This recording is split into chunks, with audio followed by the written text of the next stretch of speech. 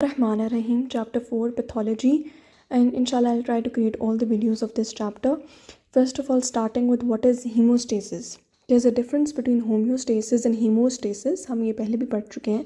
It is basically the process of blood clotting that prevents excessive bleeding after blood vessel damage. Blood vessel damage के बाद excessive bleeding करने के लिए excessive bleeding को prevent करने के लिए जो clotting का process होता है, ठीक है, that is called hemostasis. अब हमने यहाँ पे दो terms पढ़नी हैं, ठीक है. One is hyperemia and the other is congestion. दोनों के अंदर क्या होता है कि there is increase in blood volume within a tissue, लेकिन जो underlying mechanism है that is different in both of them. दोनों के अंदर gross features same है.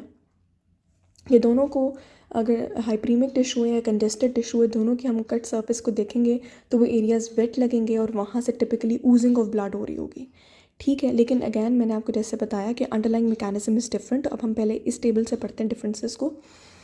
उन्होंने कहा हाइपरीमिक की डेफिनेशन क्या है, that is increase in blood flow because of arteriolar dilation. कि आर्टीरियोल्स इतनी ज़्यादा डायलेट कर जाती हैं, आर्टीरियोल्स की डायलेशन की वजह से ब्लड फ्लो इंक्रीज़ होता है. जबकि यहाँ पे कंजेशन में क्या होता है कि ब्लड पूलिंग होती है due to impaired outflow and drainage, ठीक है, फ्रॉम द टिश्यू के वीनस आउटफ्लो ब्लॉक हो गया और यहाँ पर आर्टीरियोलर डायलेशन हो गई है, ठीक है. जो हाइपरीमिया है that is an active process.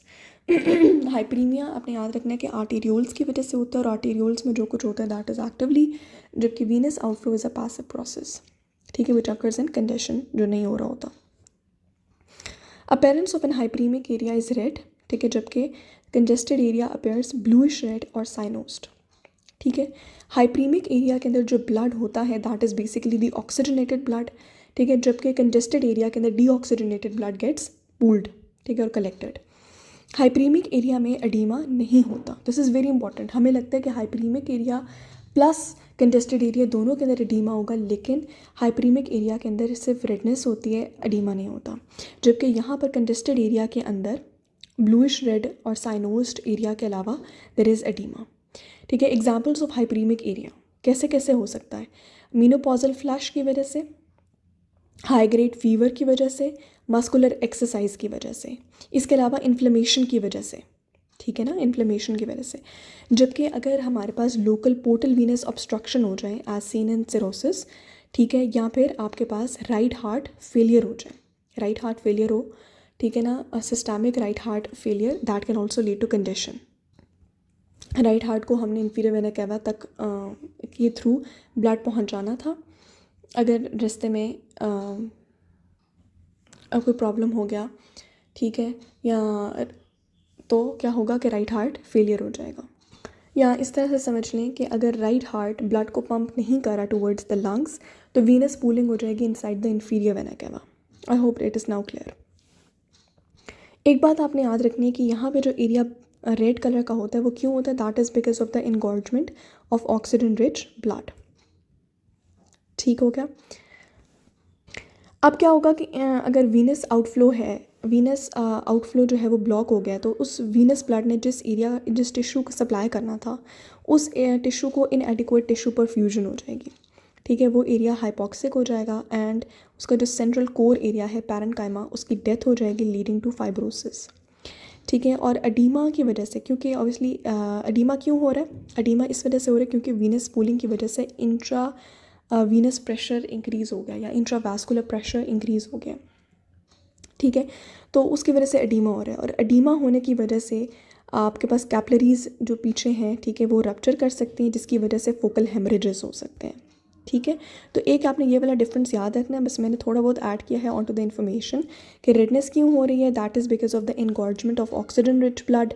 फिर मैंने आपको बताया कि एडीमा हो रहा है, एडीमा की वजह से, ठीक है, और जो कंडीशन वर्सन हो रही है वो ये है कि फोकल हेमरेजेस हो सकते हैं, ठीक है.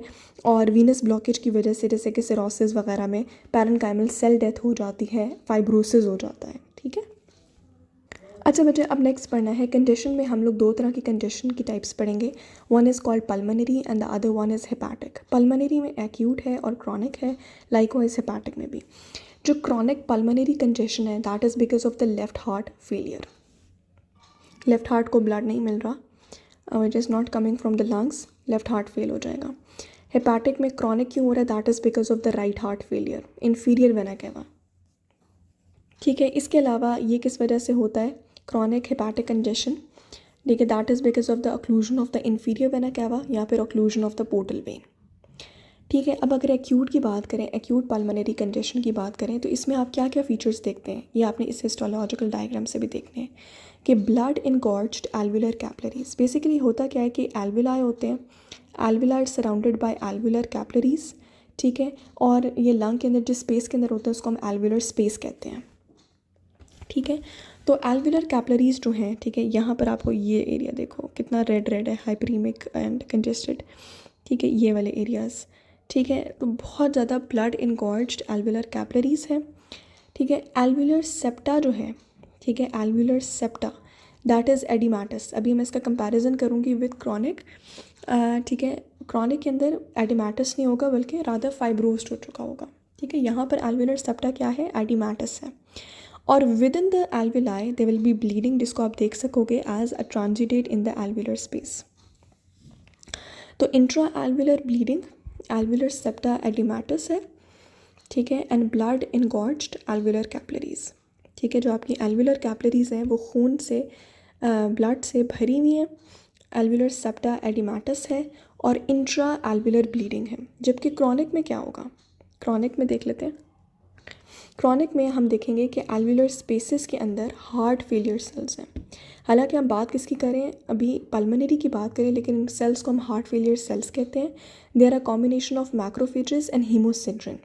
हीमोसिड्रिन कहाँ से आया, हीमोसिड्रिन आया from the phagocytosed red blood cells. तो वहाँ पर हम लोग जैसे ब्लीडिंग की या हेमरेज की बात कर रहे थे, ठीक है, यहाँ पे ब्लीडिंग की बात कर रहे थे, तो यहाँ पे ये हुआ कि वो ब्लीडिंग से रेड ब्लड सेल्स अब ब्रेक होकर फेगोसाइटोस होकर उन्होंने हीमोसिड्रिन रिलीज़ कर दिया। ठीक है। और जो मोस्ट इंपॉर्टेंट बात है जो मैंने उस वक्त डिफ्रेंशिएट करने को गई थी वो ये था कि एल्वुलर सेप्टा थिकन और फाइब्रोस्ड हो गया। देखो यहाँ पर एक एल्वुलर सेप्टा की थिकनेस कितनी बारीक है और यहाँ पर एक एल्वुलर सेप्टा कितना मोटा है, थिकन है, सॉरी। ठीक है। तो thicken alveolar septa that is containing congested capillaries. ठीक है। एंड ऑल्सो देखिए पहले यहाँ पे कोई भी बेसोफिलिक स्टेन नहीं था, यहाँ पे बेसोफिलिक स्टेन भी है, that is because of the heart failure cells which is a combination of macrophages and hemosiderin. Now let's talk about hepatic congestion. ठीक है। लिवर की बात करने लगेंगे। ठीक है। इसमें आ जाता है आपके पास एक्यूट एंड क्रॉनिक। ठीक है। लिवर का आपने इसमें हिस्टोलॉजी याद करनी है कि लिवर की हिस्टोलॉजी ऐसी होती है, जैसे ये पिक्चर आप देख रहे हो, ये इसमें क्या है, this is basically the central when. ठीक है। और उसके साथ आपके पास अनास्टोमोसिन किस्म के हेपाटिक कॉर्ड्स होते हैं, ठीक है, जिनके बीच में आपके पास हेपाटिक साइनसॉइड्स रन कर रही होती हैं।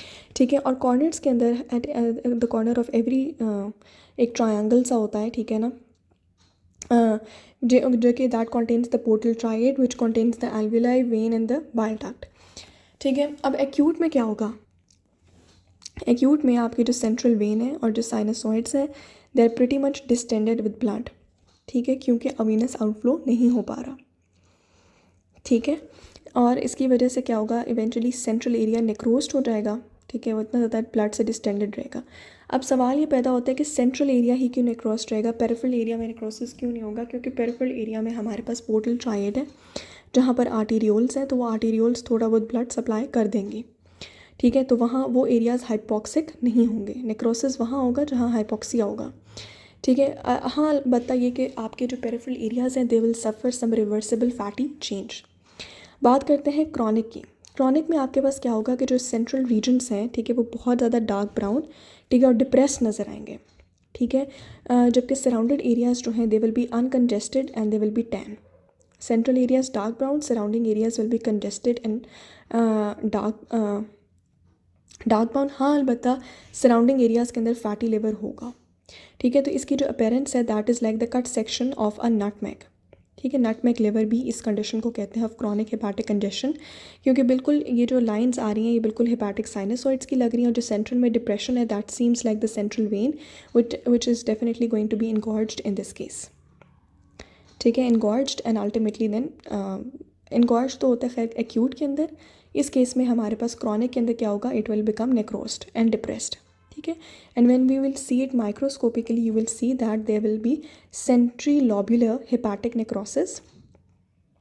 ये तो मैंने आपको नेट माइक वाली जो अपीयरेंस है दैट इज़ ग्रॉसली भी नज़र आती है। ठीक है। Microscopically there is centrilobular hepatic necrosis, hemorrhage है, ठीक है, लेकिन इसमें भी हीमोसिड्रिन लेडन मैक्रोफेजेस.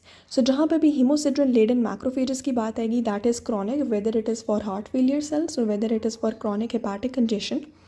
ठीक है, फाइब्रोसिस की term is also associated with chronic. ठीक है, जबकि edematous appearance is associated with acute. ठीक है, जैसे यहाँ पर हमने बात की about the distended with blood, जबकि जब हमने बात की थी एक्यूट इसकी तो हमने कहा था कि इट इज़ एडिमेटस. ठीक हो गया. तो engorgement will be seen when it is acute and engorgement के बाद वो जो रेड ब्लड सेल्स हैं they will become phagocytosed ultimately leaving macrophages and haemosiderin.